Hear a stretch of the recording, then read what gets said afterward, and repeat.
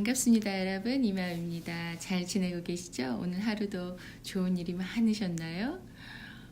지난 시간에 우리가 12가지 인생의 법칙 조던 피터슨의 첫 번째 장을 같이 읽었습니다. 스스로 가슴을 펴고 똑바로 서서 나 자신과 내 모든 환경에서 승자의 경험을 통한 인생을 만들어갈 수 있다. 그런 내용이었습니다. 오늘은 두 번째로 여러분과 함께 당신 자신을 도와줘야 할 사람처럼 대하라. 법칙 두 번째 읽어보도록 하겠습니다. 이 앞장에서 얘기해주고 있는 내용인데요. 여러분 혹시 이제 아파서 병원에 가서 약을 타왔는데 그걸 끝까지 잘 챙겨서 드신 적이 있으신가요? 만약에 정말 그렇게 하고 계셨다면 집에 아마 남아서 이렇게 쌓아놓는 약이 전혀 없을 거예요. 그런데 제가 보니까 저희 집에 남아있는 출처도 잘 모르겠고 사용법도 잘 모르겠는 그런 약들이 꽤 있는 거예요. 저 역시 제가 아파서 병원에서 약을 챙겨왔는데도 잘 못 챙겨 먹은 거죠, 끝까지. 그런데 만약에 제가 키우고 있는 저희 베일리가 아프다 그러면은 진짜 열심히 잘 챙겨서 먹이거든요. 또 막 그 시간에 딱딱 맞춰서 먹여야 되고 용량이 얼마나 돼야 되고 막 그런 거를 굉장히 신경 써서 안 먹으면 큰일 나는 것처럼 해가지고 먹이거든요. 우리가 이렇게 애완동물을 케어할 때는 너무 정성스럽게 하면서 왜 나 자신을 돌볼 때는 그렇게 하지 못할까? 조던 피터슨은 이제 성경의 이야기를 해주고 있습니다. 하나님이 아담과 하와를 창조하시고 그 아담과 하와가 뱀을 통해서 죄를 짓게 되면서 에덴 동산에서 쫓겨나게 되죠. 그러면서 자유는 얻게 되었지만 자의식 또한 알게 되었기 때문에 자기가 얼마나 추악하고 더러운 존재이고 얼마나 죄악 속에 있는지를 알게 되었다는 거예요. 약하고 가장 어둡고 가장 나쁘게 생각하는 나 자신이 또한 나 자신을 가장 잘 치료할 수 있는 사람이다. 그런 내용이 앞에 적혀져 있고요. 이제 마지막 챕터로 신의 불꽃이라는 결론이 쓰여 있어요. 여러분과 함께 읽어보도록 하겠습니다. 창세기 1장에서 하나님은 신성한 진리의 말씀으로 세계를 창조했다. 우주가 창조되기 전에 혼돈으로부터 살기 좋고 질서 정연한 낙원을 만들어냈다. 그 후 자신의 형상을 닮은 남자와 여자를 창조하고 그들에게 하나님처럼 혼돈으로부터 질서를 만들 수 있는 능력을 심어주었다. 하나님은 무엇인가를 창조할 때마다 인류 최초의 부부를 포함해 눈앞에 이루어진 것들을 바라보며 참 좋구나 라고 말했다. 창세기 1장과 2, 3장의 이야기는 가늠할 수 없을 만큼 심오한 내용을 담고 있다. 2, 3장의 주제는 인간의 추락이다. 인간의 운명이 비극으로 짓눌리고 윤리적으로 일그러진 이유를 설명한다. 1장의 교훈은 진리의 말씀으로 만들어진 존재는 선한 존재라는 사실이다. 인간도 하나님과 이별하기 전에는 선했다. 이 선한 존재가 에덴 동산에서의 추방, 가인의 아벨 살해, 대홍수와 바벨탑 저주 등의 사건을 겪으며 망가져 버렸다. 하지만 아직도 몰락하기 전 선하던 시절의 흔적이 남아있다. 우리는 그때를 기억하고 있다. 예컨대 거의 모든 사람이 어린아이의 순수함, 신성하고 숭고한 것, 순진무구한 동물들, 장엄한 자연 경관, 훼손되지 않은 오래된 숲 등을 동경하고 이런 것들에서 위안을 얻는다. 인간을 해충 취급하는 자칭 무신론적 환경주의자들도 예외는 아니다. 이들은 자연의 원래 상태를 낙원과 동일시하고 있는 것 같다. 하지만 지금 우리는 하나님이나 자연과 하나가 아니다. 다시는 그 상태로 돌아갈 수 없다. 최초의 남자와 여자는 늘 창조주와 함께 있었지만 눈이 열리지는 않은 상태였다. 주변에 대한 의식도 없고 자의식도 없었다. 어떤 면에서 보면 추방당한 이후의 인간보다 수준이 낮았다. 왜냐하면 그들의 선함은 타고난 것일 뿐 자유의지로 노력해서 얻은 게 아니었기 때문이었다. 그들은 어떤 선택도 하지 않고 선함을 얻었다. 하나님도 그걸 알고 있었다. 쉽게 얻은 선함이 노력해서 얻은 선함보다 더 좋다고 할 수 있을까? 의식의 탄생은 우주적으로도 중요한 현상이었다. 그 이전에 어떤 존재도 자신의 존재 이유와 가치에 대해 의식해 본 적이 없기 때문이다. 그런 식으로 생각해 보면 우주의 의미에서도 자유의지는 매우 중요한 문제였을 것이다. 그런데 과연 이런 생각이 맞는다고 확신할 수 있을까? 어려운 문제지만 어렵다 하는 이유만으로 이런 의문을 외면하고 싶지는 않다. 따라서 이렇게 가정해보자. 자신의 존재 가치에 의심을 품고 괴로워하게 된 것은 자의식 때문이 아니다. 죽음과 추방에 대한 도덕적 깨달음 때문도 아니다. 오히려 우리가 연약하고 사악한 존재라는 사실을 알고 있음에도 불구하고 하나님과 동행하지 않으려는 거부감이 주된 원인이다.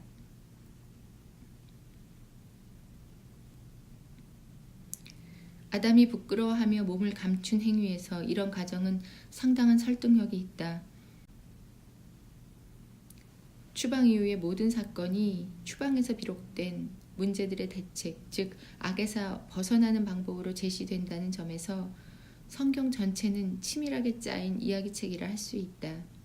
예컨대 역사의 태동, 국가의 탄생, 병적인 자존심과 엄격함, 어긋난 상황을 바로잡으려 한 위대한 도덕적 인물들과 메시아의 출현 등은 모두 하나님의 뜻에 따라 세상을 바로 세우려는 인간의 시도였다. 그렇다면 세상을 바로 세운다는 게 무슨 뜻일까? 놀랍게도 이 의문의 대답은 창세기 1장에 이미 함축되어 있다. 하나님의 형상대로 만들어졌으니 혼돈으로부터 좋은 것을 만들어내야 한다는 뜻이다. 의식적으로 자유선택으로 그렇게 해야 한다는 뜻이다. T.S. 엘리엇이 정확히 지적했듯이 후진이 곧 전진하는 길이다. 그러나 잠자기 위한 후진이 아니라 옳은 선택을 통해 깨어있는 존재가 되기 위한 후진이어야 한다. 자신을 제대로 보살피려면 먼저 자신을 존중해야 한다. 그러나 우리는 자신을 존중하지 않는다. 스스로 타락한 피조물이라는 걸 알기 때문이다. 우리가 진실하게 살고 진실을 말한다면 우리는 다시 하나님과 동행할 수 있고 우리 자신과 타인과 세상을 존중할 수 있게 된다. 그래야 우리가 좋아하고 사랑하는 사람에게 하는 것처럼 자신을 대할 수 있다. 그래야 세상을 똑바로 세우려는 노력을 시작할 수 있고 세상을 지옥이 아닌 천국으로 이끌 수 있다.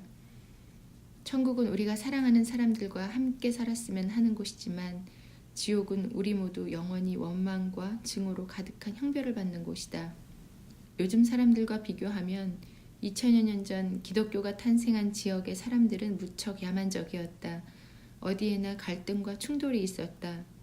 어린아이를 포함해 산 사람을 제물로 바치는 악습은 고대 카르타고처럼 고도로 발달한 사회에서도 흔한 일이었다.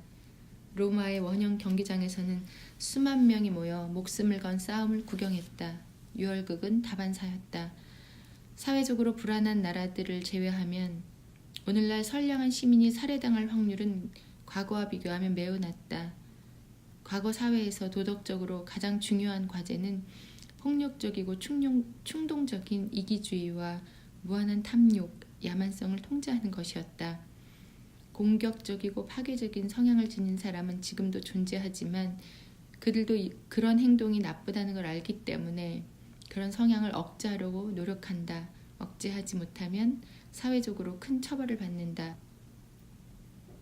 그런데 최근 들어 끔찍한 과거에도 없던 문제가 생겼다. 요즘 사람들은 인간은 오만하고 자기 중심적이어서 항상 자신만을 위한다고 생각한다. 냉소주의가 널리 퍼져 있어 이런 생각은 거의 진실처럼 되어버렸다. 하지만 모든 사람이 자기 중심적인 것은 아니다. 오히려 정반대의 문제에 시달리는 사람이 더 많다. 그들은 자기 혐오와 자기 경멸, 수치심과 자의식으로 괴로워한다. 자기 도취에 빠져 존재 자체를 과장하기는커녕 오히려 자신을 깎아내리고 방치한다. 그들은 보살핌을 받을 만한 자격이 없다고 생각하는 것 같다.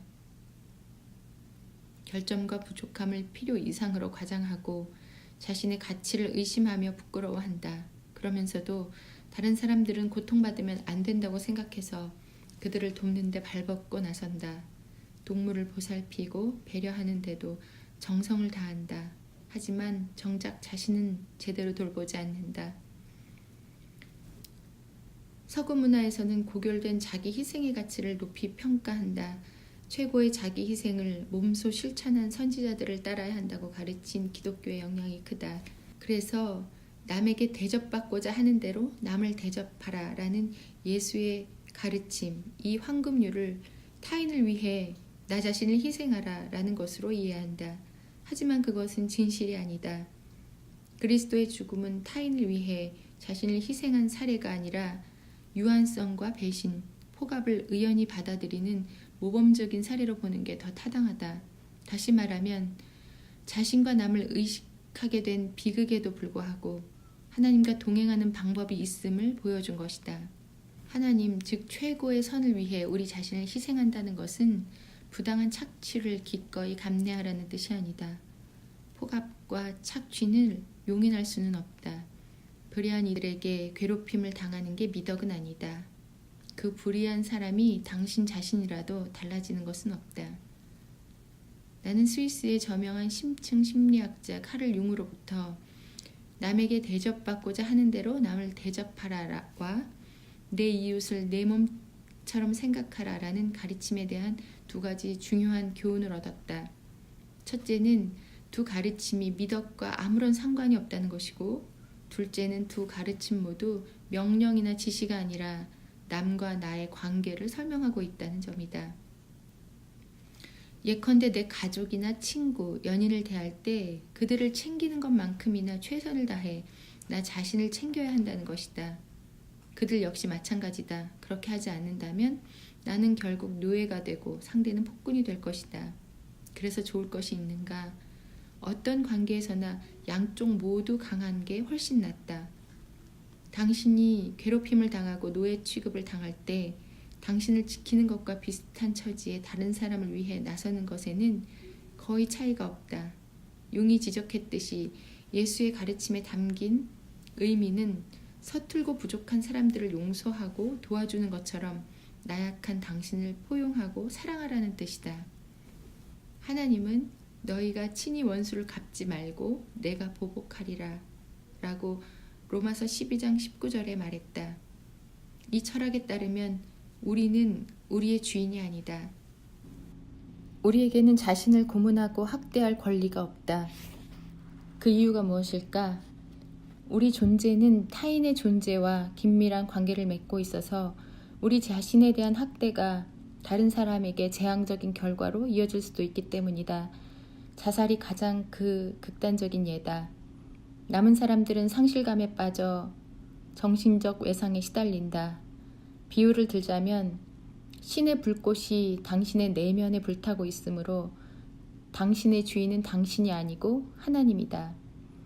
창세기에 따르면 인간은 하나님의 형상대로 만들어졌다. 인간은 저해상도로 창조된 하나님이고 신성이 없는 하나님이다. 인간도 말로써 혼돈에서 질서를 만들어낼 수 있고 질서에서 혼돈을 만들어낼 수도 있다. 인간이 하나님과 완전히 똑같을 수는 없지만 그렇다고 하찮은 존재는 결코 아니다. 나도 영원히 캄캄한 구렁텅이에 빠져 인생의 암흑기를 힘겹게 보낸 시절이 있다. 그 시기를 이겨낼 수 있었던 것은 서로 친구가 되고 배우자와 자녀 및 부모가 사랑하며 맡은 일들을 성실하게 해내는 수많은 사람의 모습에 깊이 감동한 덕분이었다. 지금도 기억에 남는 사람이 있다. 그는 교통사고로 크게 다쳐 장애를 입은 상태였다. 지역 공공기관에 일자리를 얻은 그는 몇 년 동안 한 동료와 나란히 앉아 일했다. 그 동료는 퇴행성 신경질환을 앓는 장애인이었다. 두 사람은 작업대를 수선할 때마다 힘을 합쳐 각자의 부족한 부분을 채워주었다. 나는 이처럼 매일같이 일어나는 영웅적인 행동이 예외적 현상이 아니라 일반적 법칙이라고 믿는다. 사람은 대부분 심각한 건강 상태를 한두 개씩 가지고도 불평 없이 맡은 바 일을 해내고 있다. 겉으로는 누가 봐도 삶의 황금기를 보내는 성숙한 사람도 속으로는 심각한 위기를 겪는 가족 때문에 괴로워할 수도 있다.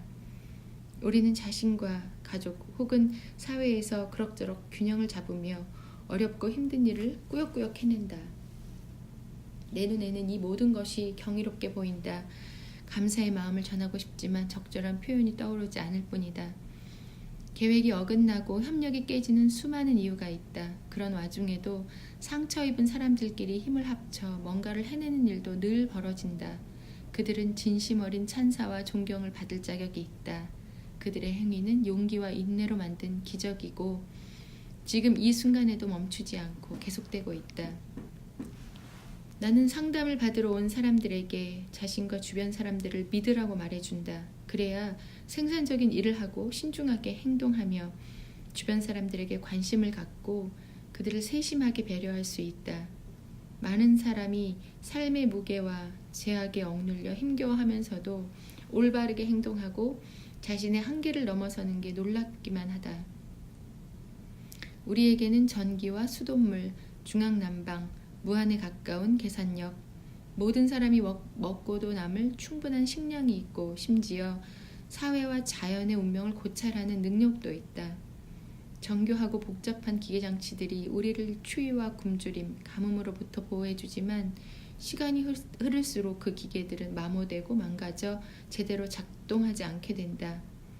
그 기계가 말썽 없이 잘 돌아가려면 수시로 점검하고 꼼꼼하게 관리해야 한다. 사람도 마찬가지다. 관심을 두고 끊임없이 돌보고 보살펴야 한다.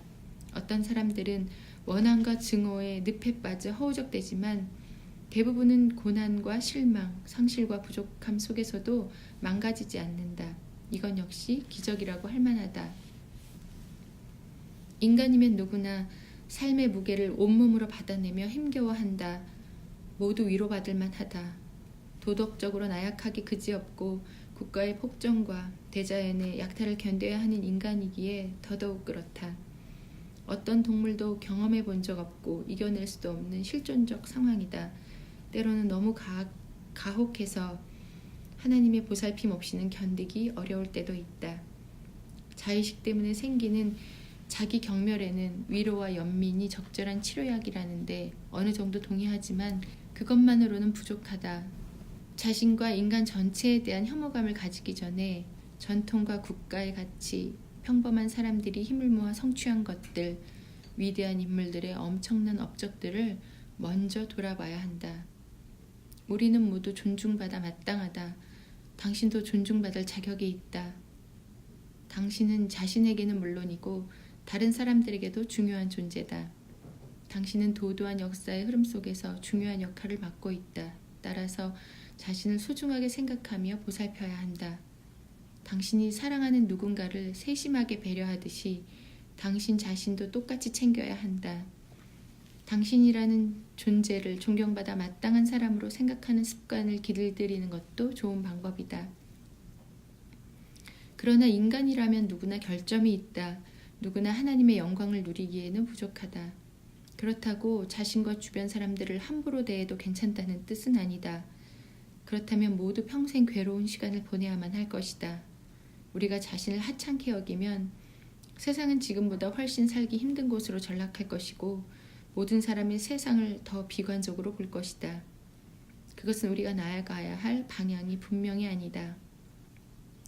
나 자신을 책임지고 도와줘야 할 사람처럼 대한다는 것은 나에게 진정으로 좋은 것이 무엇인지를 찾는다는 것이다. 내가 원하는 것을 좋은 것으로 착각하면 안 된다.